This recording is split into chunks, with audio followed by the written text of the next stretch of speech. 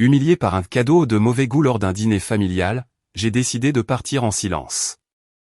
Après 2 semaines de disparition volontaire, mes proches, rongés par le regret, me recherchent désespérément. Je ne sais pas ce qui m'a finalement fait craquer.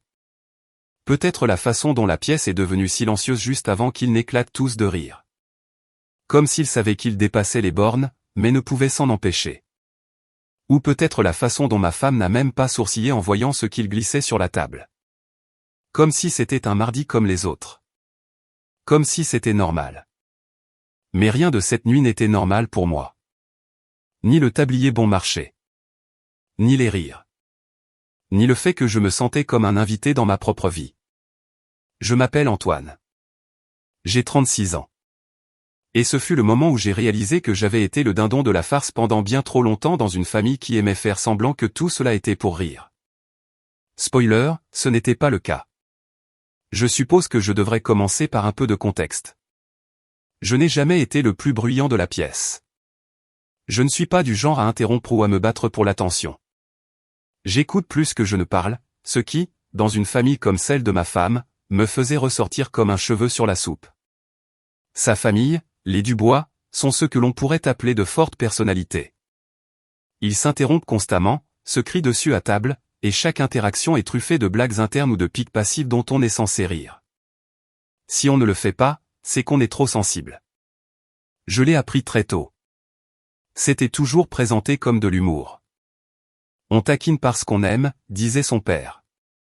Si on ne t'aimait pas, on ne prendrait pas la peine de plaisanter avec toi, n'est-ce pas?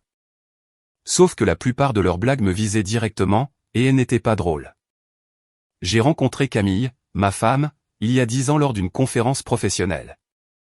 Elle était confiante, charmante, intelligente, tout ce que je n'étais pas. D'une manière ou d'une autre, nous avons cliqué. Je pense qu'une partie d'elle aimait que je n'ai pas besoin d'être le centre de l'attention. J'aimais qu'elle semble me comprendre. Ou du moins je le pensais. Nous nous sommes mariés 2 ans après notre rencontre, et c'est là que les blagues ont commencé à s'intensifier. Son frère, Marc, était le pire. Le genre de gars qui pense que mettre quelqu'un mal à l'aise est une forme de divertissement. Chaque réunion de famille devenait un roast et j'étais toujours le plat principal. Cela a commencé petit, en taquinant ma cuisine quand nous recevions, en faisant des pics sur le fait que j'avais fait une bonne affaire en l'épousant, en riant de ma façon de m'habiller comme un comptable même le week-end. Je travaille dans la finance, alors oui, au début, j'ai essayé de rire avec eux. Je ne voulais pas être le type rigide qui ne peut pas prendre une blague. Camille me disait de ne pas le prendre personnellement. Ils ne pensent rien de mal, disait-elle. C'est juste comme ça qu'ils sont. Mais ça n'a cessé de s'aggraver. La blague récurrente, celle qui a persisté, a commencé lors de notre 2e dîner de Noël en tant que couple marié. J'avais proposé d'aider à cuisiner, et je suppose que j'avais mal compris quelque chose à propos de la recette de la farce. J'avais utilisé le mauvais type de pain. C'était tout. La mère de Camille, Jeanne, a ri et l'a appelée la farce mystère d'Antoine, et tout le monde a fait tout un spectacle en la crachant dans des serviettes. Marc a dit que ça avait le goût de carton recyclé, et même Camille s'est jointe à eux. J'ai ri. Vraiment. J'ai pensé, ok, c'est juste une blague. Je vais survivre. Mais à chaque événement familial après ça, il y avait toujours un rappel. Un plat brûlé était une spécialité d'Antoine. Une soupe fade était une cuisine classique d'Antoine. Ils ont commencé à m'appeler Chef Antoine ou le nul. Marc a même fait une fausse critique Yelp pour mon restaurant et l'a lu à voix haute pendant le dîner de Noël. 1 étoile. Service terrible. Goût de regret. Ce n'était pas seulement les blagues, cependant. C'était la façon dont ils ne me laissaient jamais oublier que je n'étais pas vraiment l'un des leurs. Comme la fois où ils ont planifié des vacances en famille et ont oublié de m'inclure dans le groupe de discussion. Ou la fois où le père de Camille a donné à tout le monde dans la famille des couteaux de poche gravés pour Noël. Une tradition des Dubois, a-t-il dit, et il m'a tendu un ouvre-bouteille à la place. Tu es plus un homme à bière qu'un homme à l'âme, n'est-ce pas? Il a fait un clin d'œil. Tout le monde a ri. Camille a souri nerveusement. J'ai juste hoché la tête et j'ai dévissé le bouchon d'un soda. J'aurais dû parler plus tôt. Je le sais. Mais chaque fois que j'essayais d'en parler, Camille écartait le sujet. Elle disait que j'y pensais trop. Elle disait que j'avais besoin d'une peau plus épaisse. Et peut-être avait-elle raison. Peut-être aurais-je dû me défendre il y a des années au lieu de laisser le ressentiment s'accumuler jusqu'à ce qu'il se transforme en autre chose, quelque chose de plus sombre. Car au moment où ce dîner a eu lieu, celui avec le tablier, je n'étais pas seulement ennuyé. J'étais épuisé. J'en avais marre. Camille et moi recevions plus souvent ces derniers temps. Ses parents vieillissaient et notre maison était centrale. Je ne m'en souciais pas vraiment. J'aimais cuisiner. C'était l'une des rares choses qui me faisait sentir ancré, en contrôle. J'étais devenu bon aussi. J'avais regardé des tutoriels, pratiqué des techniques, appris les saveurs et les accords. Mais bien sûr, rien de tout cela n'avait d'importance pour les Dubois. Pour eux, j'étais toujours le gars qui avait raté la farce il y a 7 ans. Toujours la cible de leurs blagues. Ce soir-là, j'avais fait un bœuf Wellington à partir de zéro. Cela m'avait pris 2 jours de préparation, pour obtenir la duxelle parfaite, refroidir la pâte, l'envelopper fermement. Camille m'avait un peu aidé, mais c'était surtout moi. J'en étais fier. C'était magnifique, doré, parfaitement croustillant. Je l'ai servi soigneusement, j'ai ajouté des légumes racines rôtis et une réduction de vin rouge. J'ai même allumé des bougies, mis la table avec la belle vaisselle, essayé de rendre cela spécial. Les parents de Camille sont arrivés les premiers, puis Marc et sa petite amie, puis sa sœur et son beau-frère. Les suspects habituels. Le dîner a bien commencé. Compliments polis, quelques cliquetis de verre. Je commençais à penser que peut-être, juste peut-être, ils allaient changer. Peut-être avais-je enfin gagné leur respect. Mais ensuite, alors que je débarrassais les assiettes pour le dessert, Marc s'est levé et a dit « Attendez, avant le dessert, nous avons un cadeau pour le chef. » Tout le monde a ri. Mon estomac s'est noué. Camille a baissé les yeux sur ses genoux. Marc a sorti quelque chose de sous la table, un sac en papier froissé, et l'a glissé vers moi. Je savais que je ne devais pas l'ouvrir. Je savais que quoi qu'il y ait à l'intérieur, ce ne serait pas bon. Mais je l'ai fait. Et là, il était. Un tablier blanc bon marché, rigide et plastifié, avec les mots la blague récurrente de la famille imprimés sur le devant en grosses lettres. En dessous, un chef de dessin animé avec une poêle en feu et une expression confuse. Ils ont tous éclaté de rire. Camille ne les a pas arrêtés. Jeanne a essuyé des larmes de ses yeux. Oh, chérie. C'est juste pour rire. Marc a tapé dans la main de sa petite amie. Maintenant tu as un uniforme pour ta farce mystère, frérot. Et c'est tout. C'était le moment. Quelque chose en moi a juste craqué. Je n'ai pas crié, pas pleuré, pas jeté le tablier.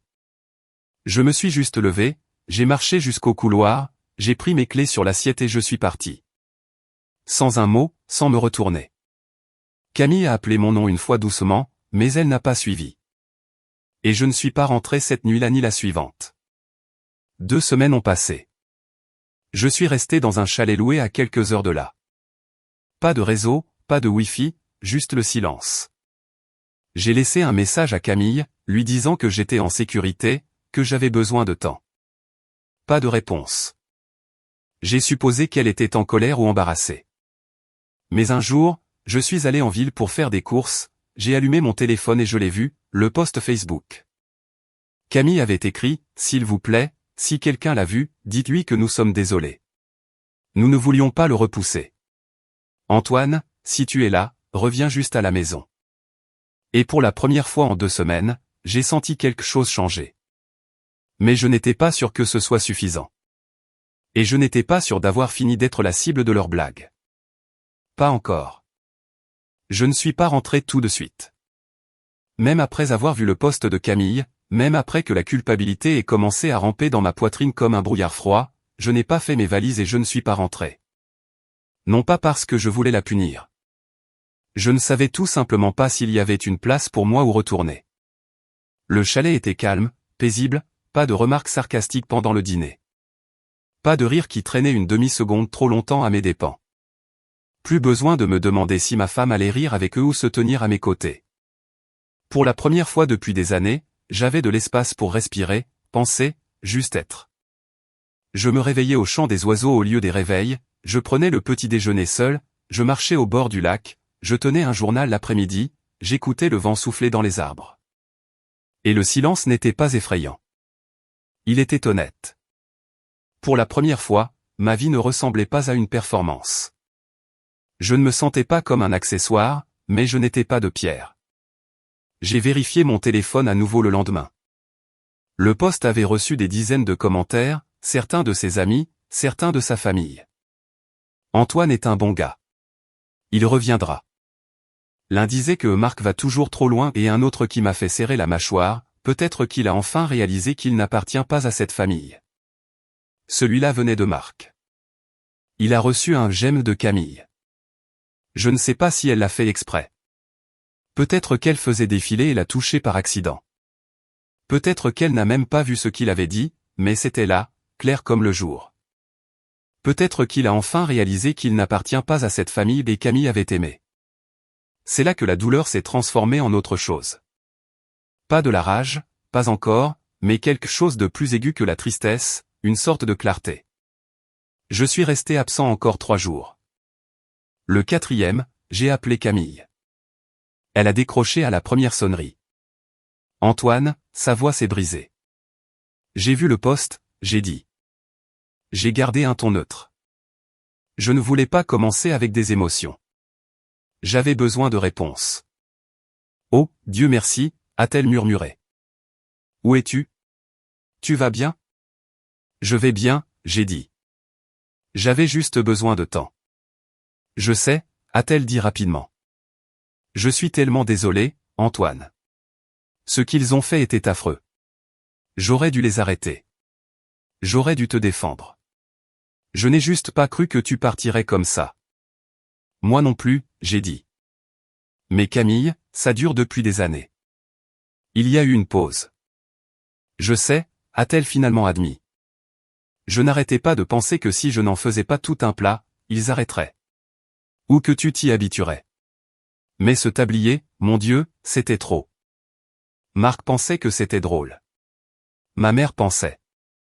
Elle s'est arrêtée. Je leur ai dit qu'ils étaient allés trop loin. Tu as aimé son commentaire, j'ai dit. Quoi, a-t-elle demandé, prise au dépourvu. Le commentaire de Marc. Peut-être qu'il a enfin réalisé qu'il n'appartient pas à cette famille. Tu as aimé? Silence. Oh mon Dieu, a-t-elle dit. Non, je ne l'ai pas fait. Je ne voulais pas. Je le jure. Je ne l'ai même pas lu. Je faisais défiler. J'ai dû. Je ne sais pas ce qui fait le plus mal, j'ai dit lentement. Le fait qu'il l'ait dit ou que je le croie. Camille a commencé à pleurer. Je n'ai rien dit. Je l'ai juste laissé faire. Après quelques minutes, elle m'a demandé de rentrer à la maison. Je lui ai dit que j'avais besoin d'un peu plus de temps. C'était vrai. Mais l'autre vérité, je n'avais pas seulement besoin d'espace. Je devais décider de la suite. Je suis rentré 3 jours plus tard. Camille m'a accueilli à la porte comme si j'étais revenu de la guerre. Ses bras autour de mon cou, ses doigts tremblants.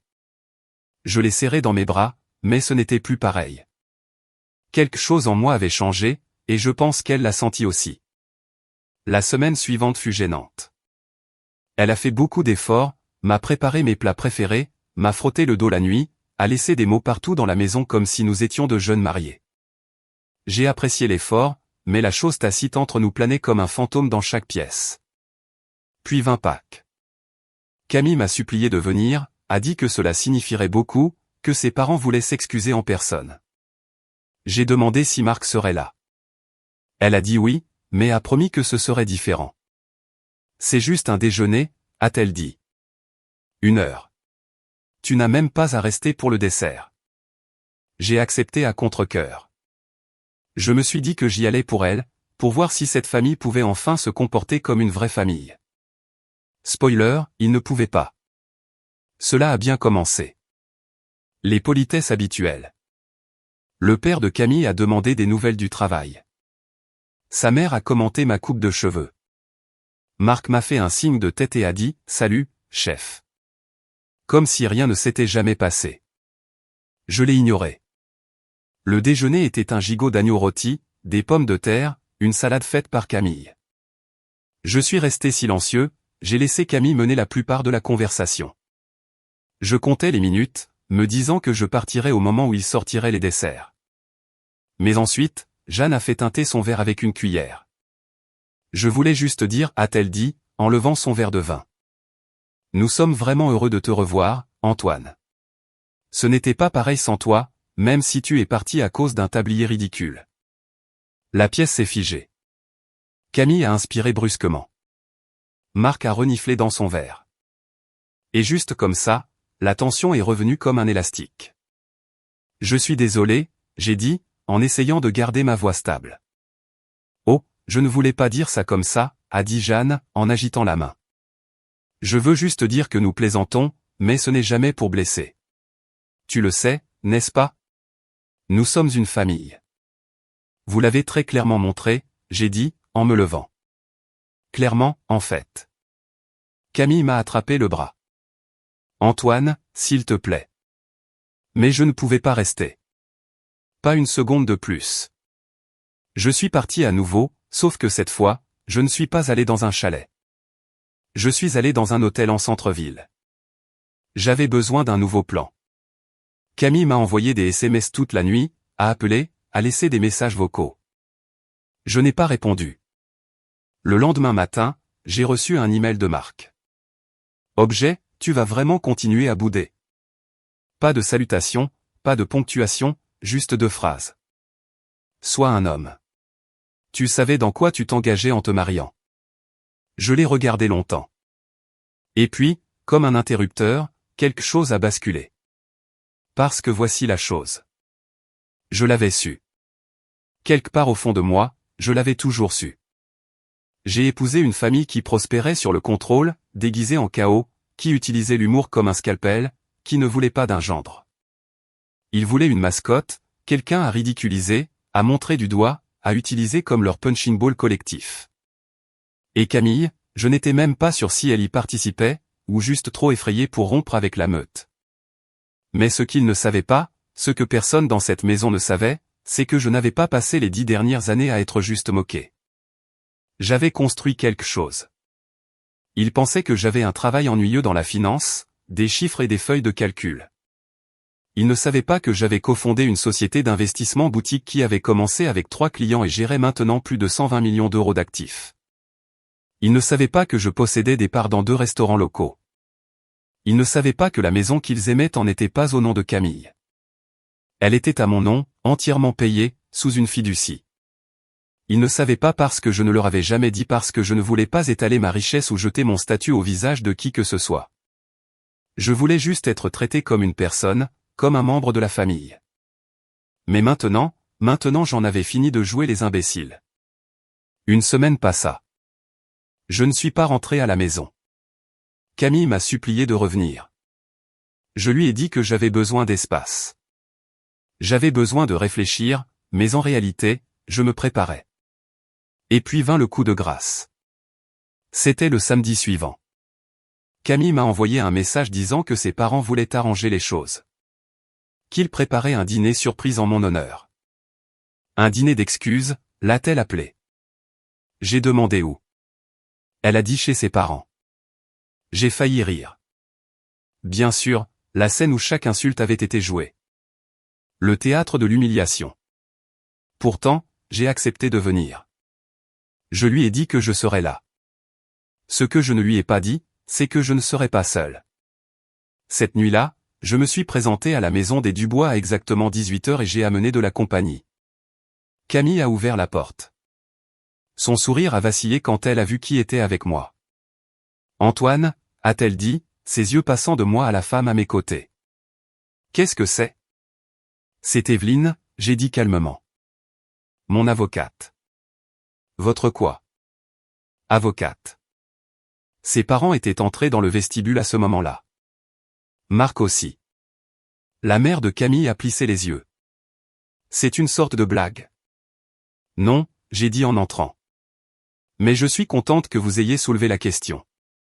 J'ai regardé autour de la maison, j'ai regardé les gens qui avaient passé une décennie à rire de moi. J'ai senti mon pouls ralentir au lieu de s'accélérer. Pas de peur, pas d'hésitation, juste du calme. Et puis j'ai ouvert le dossier dans les mains d'Evelyne et j'ai commencé à parler. Revenons un instant en arrière. Parce qu'avant que je ne me tienne là dans leur vestibule avec mon avocate, avant que je ne prononce un seul mot cette nuit-là, avant que je ne puisse même imaginer une version de moi-même qui aurait le courage de faire ça, il fallait que je touche le fond. Vous voyez, leur tenir tête a demandé plus que de la simple colère. Cela a demandé quelque chose que je n'avais pas la nuit où je suis parti après le tablier. À l'époque, j'espérais encore une version de ma vie où il m'accepterait. Où Camille me défendrait, où je ne serais pas une blague. Je m'accrochais à l'espoir qu'il changerait. Que quelqu'un, n'importe qui, réaliserait à quel point il était destructeur d'être raillé dans sa propre maison, humilié devant sa femme et manipulé pour penser que tout cela était pour rire. Mais après ce déjeuner de Pâques, après le petit toast sarcastique de Jeanne et l'email de Marc, cet espoir s'est évaporé. Ce qui restait à sa place n'était pas de la colère. Pas au début. C'était du chagrin. Un chagrin pur et lancinant. Pas pour eux, mais pour la vie que je pensais avoir construite.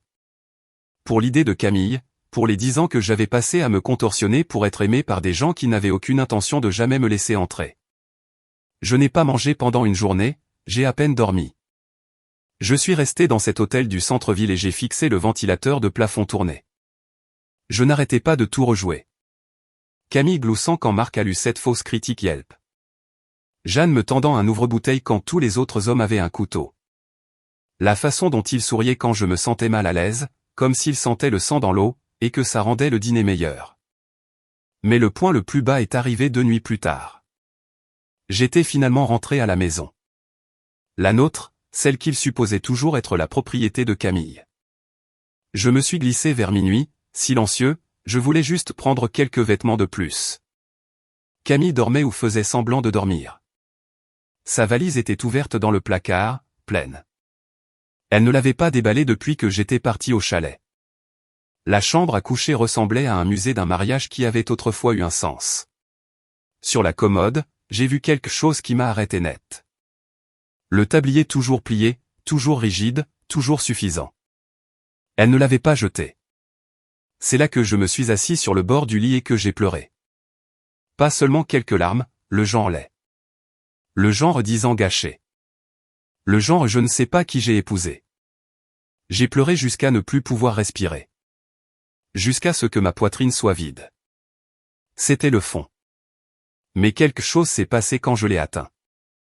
J'ai ressenti une étrange sorte de calme, comme si tout le bruit qui avait rempli ma tête.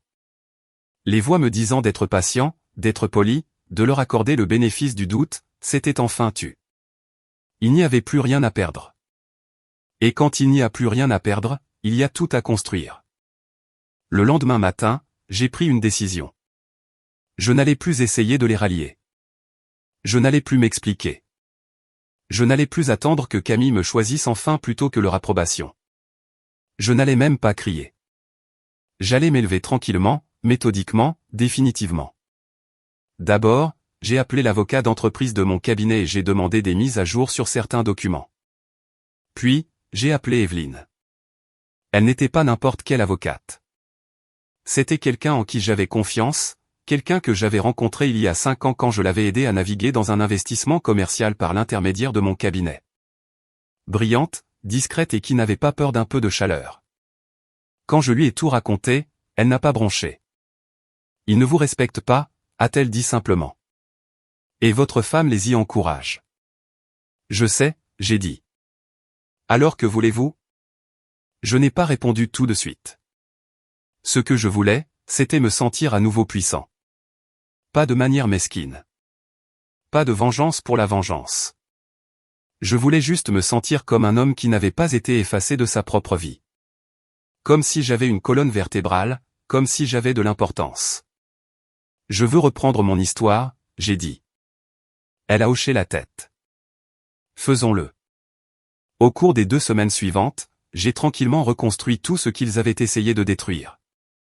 J'ai transféré mes actifs dans une fiducie qu'ils ne pouvaient pas toucher ou interférer.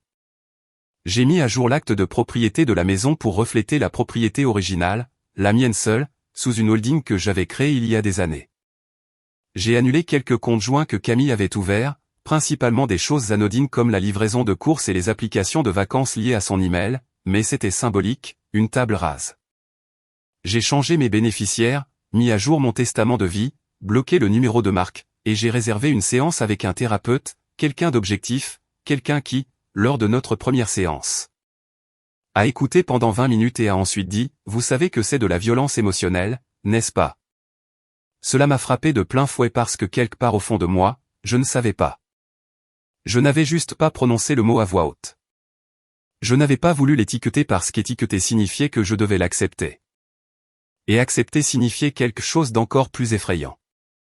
Je l'avais permis non pas parce que j'étais faible, mais parce que je pensais que c'était à ça que ressemblait l'amour. Le compromis, le rire, ne pas faire toute une histoire de choses. Mais l'amour ne rabaisse pas. Il n'érode pas votre estime de soi, une blague sarcastique à la fois. Alors oui, j'en avais fini. Et pendant ce temps, alors que je reconstruisais mes fondations émotionnelles, j'ai trouvé autre chose. La force. J'ai recommencé à me lever tôt. Non pas à cause du stress, juste naturellement. Je préparais du café, m'asseyais dans la véranda et écrivais. Pas même quelque chose de profond. Juste des pensées, des réflexions, un compte rendu de qui j'étais vraiment quand je n'étais pas observé comme une proie. Je suis même retourné à la cuisine. Je cuisinais non pas pour impressionner qui que ce soit, non pas pour prouver quoi que ce soit, juste parce que j'aimais ça. Je préparais un steak au poivre ou un risotto aux champignons juste pour moi. Je le servais comme si j'étais au restaurant. J'allumais une bougie, mangeais lentement. Pas de public, pas de rire, juste moi. C'était paisible. Camille m'a contacté plusieurs fois, des SMS, 1 ou 2 messages vocaux, tous disant des variantes de « parlons-en ». Je ne l'ai pas ignoré. Je lui ai juste dit que j'avais besoin d'espace. J'étais poli, distant, détaché. Elle a dit qu'elle me manquait. A dit que ses parents voulaient faire amende honorable. Que Marc avait même écrit une lettre d'excuse. Je n'ai pas répondu parce que je savais que ce qu'il voulait n'était pas une résolution. Il voulait le rétablissement de l'équilibre des pouvoirs. Et je n'étais plus intéressé par cet équilibre. Alors, quand Camille a suggéré le dîner d'excuses, je n'ai pas discuté. Je lui ai dit que je serais là à l'heure, mais que j'amènerais quelqu'un. Elle n'a pas insisté. Peut-être pensait-elle que c'était un ami ou un thérapeute. Ou peut-être, au fond d'elle, elle soupçonnait exactement qui ce serait. Ce qui nous ramène à la maison, au vestibule, à moi, debout là avec Evelyne à mes côtés, froide comme de la glace, tenant un dossier qui semblait plus lourd qu'il n'aurait dû l'être. Non pas à cause du papier, mais à cause de tout ce qu'il représentait. 10 ans d'humiliation. Et la fin de celle-ci. Tout le monde regardait. Jeanne figée dans ses perles. Le père de Camille la mâchoire lâche. Marc essayant de faire comme si de rien n'était, mais ses phalanges étaient blanches autour de son verre. Camille se tenait le plus près de moi, ses yeux passant d'Evelyne à moi. Confuse. Nerveuse. J'ai ouvert le dossier, j'ai sorti un document mince. Ceci est un avis formel, j'ai dit. Désormais, toute communication entre moi et les membres de cette famille, à l'exclusion de Camille, passera par un conseiller juridique. Tout harcèlement supplémentaire, y compris la diffamation publique, la moquerie ou les tentatives de me contacter directement, sera traité comme du harcèlement et traité en conséquence. De quoi parlez-vous ? A demandé Jeanne, riant nerveusement. Evelyne s'est avancée. Ce n'est pas une blague, Madame Dubois. Si vous souhaitez une copie de la mise en demeure, je peux vous en fournir une. Marc a ricané. Frère, tu es sérieux là? Je ne l'ai pas regardé. J'ai regardé Camille. Ses yeux étaient remplis de quelque chose. Pas des larmes, pas de la colère, du regret. Tu as dit que c'était un dîner d'excuses, je lui ai dit. Tu as dit qu'il voulait arranger les choses. Mais tu n'as jamais demandé ce dont j'avais besoin. Tu as seulement demandé ce qu'ils pouvaient faire pour se sentir mieux par rapport à ce qu'ils avaient fait. Elle a ouvert la bouche, l'a refermée. J'avais besoin de limites, j'ai dit. J'avais besoin de soutien. Et au lieu de cela, j'ai eu des rires. Une décennie de cela. Antoine, je ne savais pas comment les arrêter, a-t-elle dit, sa voix tremblante. Ils sont ma famille. Et j'étais ton mari. Cela a fait taire la pièce. Personne n'a bougé. Je ne suis pas là pour me battre, j'ai dit. Je ne suis pas là pour crier ou faire une scène. Je suis là pour récupérer ma dignité. Et si cela fait de moi le méchant dans cette maison, je peux vivre avec ça. Sur ce, je me suis retourné et je suis parti. Evelyne a suivi. Le dossier toujours dans ses mains. Je n'ai pas regardé en arrière, mais j'ai pu entendre Camille murmurer mon nom. Pas en mendiant, pas en suppliant, juste doucement comme si elle comprenait enfin quelque chose qu'elle n'avait pas compris auparavant. Et le plus drôle, je ne me sentais pas triomphant. Je ne me sentais pas suffisant. Je me sentais juste propre, comme si un poids avait été levé. Mais l'histoire n'était pas finie. Loin de là. Parce que le lendemain matin, quelque chose s'est passé que personne n'a vu venir, pas même moi. Le lendemain matin a commencé comme la plupart des jours depuis que j'avais commencé à me reconstruire. Tôt, calme et délibéré. Je me suis réveillé avant le lever du soleil, je me suis préparé une tasse de café fort et je me suis assis dans la véranda, mon journal ouvert devant moi. Je n'avais aucune intention d'écrire. Je voulais juste m'asseoir dans ce silence, celui qui ne me demandait rien, ne poussait ni ne tirait, juste était. C'était devenu un rituel qui me rappelait que la paix pouvait exister en dehors du bruit de leur table de dîner et de leurs blagues. Mais ce matin-là, quelque chose a perturbé la paix. Quelque chose de simple, quelque chose de petit, un email de Camille. Objet, parlons, s'il te plaît. Je l'ai fixé pendant un moment. Je ne lui avais pas parlé depuis la nuit du soi-disant dîner d'excuses. Et pour être honnête, je n'avais pas prévu de le faire. Cette nuit-là avait été une sorte de clôture pour moi. Du moins, le genre de clôture que l'on se donne quand on réalise que les gens autour de vous ne vous la donneront jamais. Mais quelque chose dans la façon dont elle m'avait regardé, comme si elle me voyait pour la première fois ou réalisait qu'elle ne l'avait jamais vraiment fait, a fait qu'une partie de moi a hésité avant d'appuyer sur supprimer. Le corps de l'email était court, à peine 5 lignes. Je sais que je t'ai perdu. Je le mérite probablement, mais je dois te dire quelque chose. Quelque chose que tu ne sais pas, pouvons-nous nous rencontrer ? Juste une fois. Je viendrai à toi. Pas de ruse. Personne d'autre. Juste moi. Je n'ai pas répondu tout de suite. J'ai continué ma matinée, j'ai lu un peu, j'ai répondu à quelques emails professionnels, j'ai fait un tour du pâté de maison, mais ces mots persistaient. Quelque chose que tu ne sais pas. Ce n'était pas le genre de choses que Camille écrirait à la légère. Elle n'était pas cryptique. Si elle voulait s'excuser, elle le dirait. Si elle voulait arranger les choses, elle établirait un plan. Mais ça semblait différent, alors j'ai accepté. Nous nous sommes rencontrés le lendemain soir dans un café tranquille près du jardin botanique, un de ces endroits cachés où personne ne pense jamais à aller à moins d'essayer de ne pas être vu. J'ai choisi une table dans le coin, loin des fenêtres. Elle est arrivée quelques minutes en retard, les cheveux attachés, vêtue d'un manteau bleu pâle que je lui avais acheté 3 Noëls auparavant. C'était autrefois son préféré. Elle ne l'avait pas porté depuis des mois. Elle s'est assise lentement, n'a pas souri, n'a pas tendu la main, elle est juste restée assise comme quelqu'un qui arrive à des funérailles. Je ne suis pas ici pour te demander de revenir, a-t-elle dit après un instant. Je sais que ce bateau a probablement navigué. Je n'ai rien dit.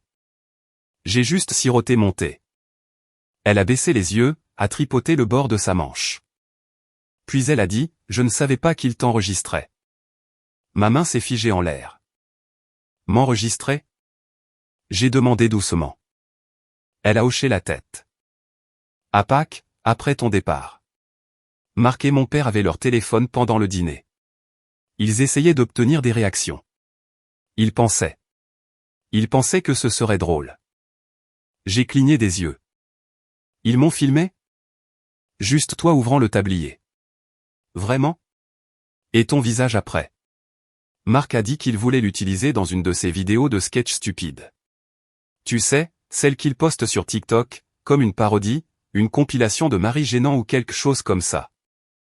J'ai senti mon estomac se nouer. Camille, es-tu en train de me dire qu'il y a une vidéo de cette nuit-là qui circule en ligne ? Elle a levé les yeux remplis de quelque chose entre la honte et la peur. Ce n'est pas posté. Pas encore, mais Marc l'a toujours. Je lui ai demandé de le supprimer. Il a ri, a dit, c'est de l'or. Les gens adorent ça. Je me suis adossé à ma chaise, absorbant le choc. Camille a mordu sa lèvre. Antoine, je ne savais pas avant que tu ne partes. Je le jure. Et quand je l'ai découvert, j'étais furieuse. Je lui ai dit que ce n'était pas seulement cruel, c'était illégal. Tu n'as pas donné ton consentement. Il m'a dit de me calmer et que personne ne saurait que c'était réel. Mais je connais mon frère. Il pense que si ça fait des vues, ça en vaut la peine. J'ai fermé les yeux un long moment. Et tes parents? J'ai demandé. Elle a hésité. Ils s'en fichaient. Ils ont dit que c'était juste une blague. Ma mère a même dit, eh bien, il est parti dramatiquement. C'est de sa faute. Bien sûr qu'elle l'a fait. C'était le dernier fil qui se brisait, non seulement le manque de respect, la moquerie, l'effacement complet de ma dignité. Non seulement en privé, mais maintenant potentiellement en public. J'ai ouvert les yeux, les regardé droit dans les yeux. Merci de me l'avoir dit, j'ai dit. Mais tu comprends. Cela change tout. Elle a hoché la tête. Je comprends. J'ai quitté le café sans un mot de plus. Et quand je suis rentré à la maison, j'avais déjà le début d'un plan. Vous voyez, j'avais passé la dernière décennie à me rétrécir pour m'adapter à leur monde. Mais maintenant, j'avais quelque chose qu'ils ne savaient pas que j'avais. Un levier. Marc, lui, aimait l'abus. Il allait les obtenir. Seulement, ce ne serait pas le genre d'attention qu'il avait escompté. Cette nuit-là, j'ai appelé Evelyne. Filmer quelqu'un dans une maison privée sans consentement et menacer de le publier qualifierait-il de diffamation ou d'atteinte à la vie privée? J'ai demandé. Absolument, a-t-elle dit. Selon l'utilisation qui en est faite, cela pourrait également être qualifié de détresse émotionnelle. Et s'il essaie de le monétiser, c'est encore pire pour lui. Bien, j'ai dit. Alors, passons à l'offensive. Au cours des 2 semaines suivantes, nous avons agi avec une précision chirurgicale. D'abord, Evelyne a envoyé un avis formel à Marc et à son avocat. Oui, il en avait un. Ce sont toujours les personnes les plus imprudentes qui gardent des avocats sur place. L'avis exigeait la suppression immédiate de toutes les séquences me concernant, plus un affidavit signé confirmant qu'elles n'avaient pas été dupliquées, stockées ailleurs ou téléchargées. Marc l'a ignoré, alors Evelyne en a envoyé un second, cette fois avec des dents, un projet de procès, détaillé, spécifique, citant des codes civils et des précédents qui l'enterraient sous les frais de justice pendant des mois. Les dommages-intérêts s'élevaient à 6 chiffres. Cela a attiré son attention, mais ce n'était pas suffisant pour moi. Vous voyez, pendant qu'Evelyne s'occupait du côté juridique, je travaillais sur autre chose. Quelque chose d'un peu plus poétique. Le travail de Marc. Il travaillait dans les relations publiques, spécifiquement la gestion de la réputation pour une entreprise locale qui gérait des marques de taille moyenne, des restaurants, des start-up, des influenceurs. Il aimait se vanter de nettoyer les dégâts pour gagner sa vie. Drôle, parce que j'avais un dégât à son nom. Je connaissais l'un des membres du conseil d'administration de son entreprise, un de mes anciens clients. Nous avions dîné quelques mois auparavant et elle avait mentionné à quel point ils avaient eu du mal à maintenir une culture d'entreprise saine. Un employé avait été surpris à faire des commentaires misogynes en ligne et avait failli leur coûter 2 contrats majeurs. J'ai donc tendu la main, lui ai envoyé un tuyau anonyme avec des captures d'écran de quoi? Oh, juste quelques charmants vieux posts, des tweets de Marc, des commentaires Facebook, des demi-blagues, des demi-coups de gueule, tous remplis du genre de langage dont les services RH font des cauchemars. Rien d'illégal, mais suffisant pour lever quelques sourcils, surtout quand c'était associé à l'information qu'il avait secrètement enregistré un membre de sa famille sans consentement et qu'il prévoyait de le publier en ligne pour rire. À la fin de la semaine, Marc a été mis en congé temporaire en attendant un examen interne. Il ne savait pas encore que j'étais derrière tout ça. Mais la vengeance, la vraie vengeance, ne consiste pas à jubiler. Il s'agit de savoir qu'ils n'ont aucune idée d'où viendra le prochain coup. Et ce n'était que le début, car Camille, elle avait ouvert une porte. Elle m'avait dit quelque chose qu'elle n'était pas censée dire. Et même si je ne savais toujours pas si je pouvais lui pardonner, je savais qu'elle avait craqué sous la pression de la culpabilité, ce qui signifiait que d'autres le pourraient aussi. Alors, j'ai appelé sa sœur, Claire. Nous ne nous étions pas parlé en tête-à-tête depuis plus d'1 an. Elle était plus calme que le reste de la famille, plus observatrice, moins cruelle. J'ai toujours eu le sentiment qu'elle n'aimait pas la façon dont il me traitait, mais elle n'est jamais intervenue non plus. Je lui ai posé une question, jusqu'où pensez-vous que Marc irait pour attirer l'attention? Elle est restée silencieuse un instant. Puis elle a dit, je pense qu'il est déjà allé trop loin. Et puis elle m'a dit autre chose. Quelque chose que même Camille ne savait pas. Quelque chose à propos d'argent. Apparemment, Marc avait emprunté une somme considérable à leurs parents pour un studio de contenu. Un prêt qu'il n'a jamais remboursé. Et les parents, ils l'ont gardé secret, ont dit à Claire de ne pas en parler. Pendant ce temps, ils ont refusé d'aider Claire quand elle avait besoin d'une voiture pour le travail. Le favoritisme n'était pas seulement un modèle, c'était une politique. Je l'ai remercié et j'ai ajouté une autre pièce au puzzle, car ce que je construisais n'était pas seulement une vengeance. C'était un miroir. Je voulais qu'ils voient ce qu'ils étaient vraiment. Et j'étais presque prêt à leur montrer, mais pas encore. Pas avant que la dernière pièce ne soit en place. Et cette pièce viendrait de l'intérieur de leur propre maison. La dernière pièce est venue de l'intérieur de leur maison, ou plus précisément, de l'intérieur de leur boîte de réception. Environ une semaine après avoir parlé à Claire, j'ai reçu un message discret d'une source inattendue, Eric, le mari de Claire. Nous nous étions parlé peut-être une poignée de fois pendant toutes les années où j'avais connu la famille de Camille. C'était le genre de gars qui restait en marge de leur chaos. Poli, réservé, toujours un peu à l'extérieur comme moi, mais il était plus vif qu'il n'y paraissait. Le message était court, vous devriez peut-être jeter un œil à ça. J'en ai assez de Marc aussi. 6 juin, une chaîne de mai transférée entre Marc et un responsable de partenariat de Marc. Apparemment, Marc avait pris la vidéo de Camille de moi ouvrant le tablier et l'avait envoyée à un sponsor dans le cadre d'une proposition. Son email le présentait comme une farce grandeur nature sur un beau-frère snob, parfait pour la campagne. Son plan était d'ajouter une piste de rire en conserve à ma réaction, de flouter légèrement mon visage et de le publier comme un sketch de style mockumentary ou pour stimuler l'engagement. L'email se terminait par « Nous n'avons pas besoin de sa permission, c'est de la famille. Il en rira un jour. » C'est là son erreur. Car ce que Marc n'avait pas réalisé, et ce que j'ai confirmé après une brève conversation avec mon équipe juridique, c'est que sa petite proposition n'était pas seulement contraire à l'éthique. Elle était passible de poursuite. Car maintenant, ce n'était plus seulement une blague. C'était une utilisation commerciale de mon image sans consentement. Une violation des droits de publicité. Et dans notre État, cela entraînait de graves conséquences. C'est à ce moment-là que j'ai su que j'avais tout ce dont j'avais besoin. Il était temps. La partie suivante du plan fut chirurgicale. Pas de confrontation bruyante, pas de cris, pas d'ultimatum dramatique, juste de la précision. Cela a commencé avec Camille. Je l'ai invitée dans un lieu neutre, une petite salle de conférence qu'Evelyne avait réservée. Camille est arrivée sur ses gardes, fatiguée, sa posture raide. J'ai tout mis sur la table, les emails, les preuves vidéo, la proposition de partenariat de Marc, les violations de la mise en demeure. Puis je lui ai montré la plainte officielle déjà rédigée, prête à être déposée, non seulement contre Marc, mais contre toute personne complice de la diffusion ou de la promotion des images. Camille est restée assise en silence, balayant les pages du regard, le visage pâle. Tu t'es marié dans un cirque, j'ai dit doucement. Et pendant longtemps, j'étais le clown. Mais maintenant, le spectacle est terminé. Sa voix était faible. Vas-tu vraiment poursuivre mon frère? Je n'ai pas à le faire, j'ai dit. Pas s'il recule. Pas s'il retire les images, signe l'affidavit et présente des excuses formelles. Non seulement à moi, mais publiquement. Parce que s'il veut tant un public, je lui en donnerai un. Camille n'a pas discuté. Elle ne l'a pas défendu. Elle a juste hoché la tête. D'accord, a-t-elle murmuré. Et une dernière chose, j'ai ajouté. Nous vendons la maison. Ses yeux s'écarquillèrent. Mais ce n'était jamais ton nom sur l'acte, j'ai dit. J'ai laissé passer ça trop longtemps. Je paierai ton déménagement. Je t'aiderai à te remettre sur pied si tu en as besoin.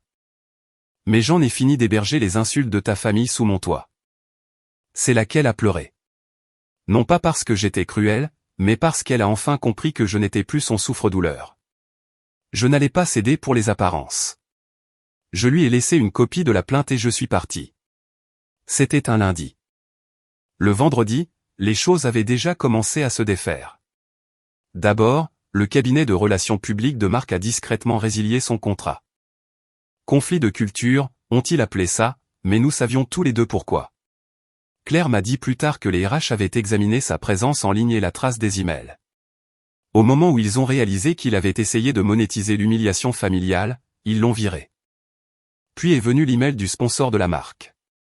Je leur avais envoyé une lettre propre et calme du cabinet d'Evelyne les informant que l'utilisation de mon image sans consentement entraînerait un litige immédiat.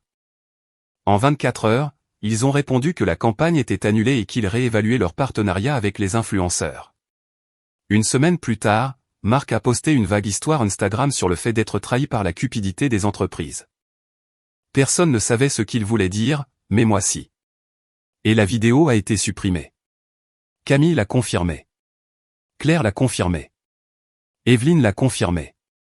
Mais je n'avais pas encore fini. Parce que la vengeance, la vraie vengeance, ne consiste pas seulement à détruire son ennemi. Il s'agit de les faire se regarder dans le miroir. Et ce moment est arrivé une semaine plus tard à la fête d'anniversaire des parents de Camille. Oui, je suis venu sans être invité.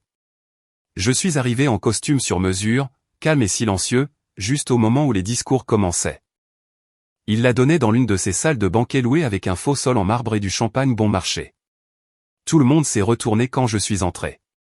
Marc avait l'air d'avoir vu un fantôme. Le père de Camille a froncé les sourcils. La mère de Camille a levé les sourcils comme si je venais de gâcher un mariage. Camille elle-même se tenait vers l'arrière, clignant des yeux comme si elle n'était pas sûre que j'étais réel. J'ai pris le micro au DJ poliment.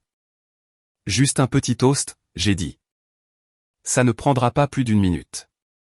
Silence de mort. Je voulais juste dire merci, j'ai commencé, à la famille Dubois pour l'hospitalité au fil des ans, les blagues, les dîners, les cadeaux attentionnés. Quelque part à l'arrière, quelqu'un a ri nerveusement.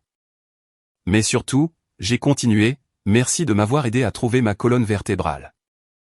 Je pensais autrefois que faire partie d'une famille signifiait laisser passer les choses, rire quand je voulais pleurer, faire semblant que le manque de respect était de l'affection. Mais vous m'avez appris quelque chose de plus précieux. Je me suis tourné vers Marc. Tu m'as appris que certaines personnes confondent la cruauté avec la comédie et que le silence ne fait que les encourager. Il a regardé, la mâchoire serrée. Puis je me suis tourné vers la pièce. Je pensais autrefois que la pire chose était d'être la cible d'une blague. Mais ce n'est pas le cas. La pire chose est d'être entouré de gens qui en rient, qui la récompensent, qui l'appellent amour. Maintenant, la pièce était silencieuse. Pas de rire, pas de bruit, juste des regards.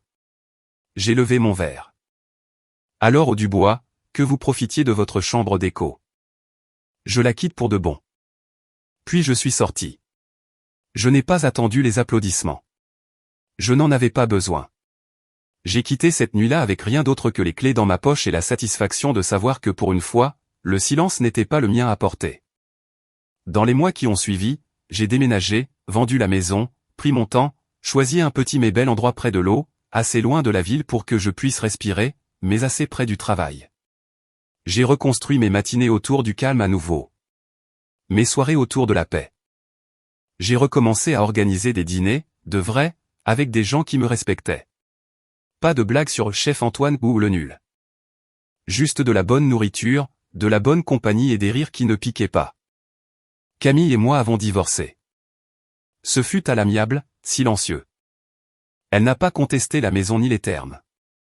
Elle a pleuré pendant la signature, mais moi non. J'avais déjà fait mon deuil. Marc, la dernière fois que j'ai eu de ses nouvelles, il essayait de relancer sa carrière d'influenceur sous un nom différent. Cela ne marchait pas bien. Pas de sponsor, pas d'abonnés, juste un homme criant dans un vide qui avait enfin cessé d'applaudir. Jeanne et son mari ne m'ont jamais contacté. Je ne m'y attendais pas. Claire et Eric m'envoient des cartes de Noël maintenant. Et moi, je dors mieux.